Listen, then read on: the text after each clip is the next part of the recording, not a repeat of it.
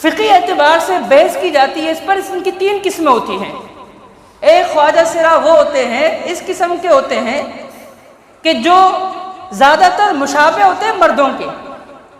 اور دوسری قسم خواجہ سراؤں کے فقہ کے اندر جس پر بحث کی جاتی ہے کہ ان کی دوسری قسم وہ ہے جو زیادہ تر مشابہ ہوتے ہیں عورتوں کے، اور تیسری قسم خواجہ سراؤں کی وہ یہ ہے کہ جو دونوں کے بیچ میں ہوتے ہیں۔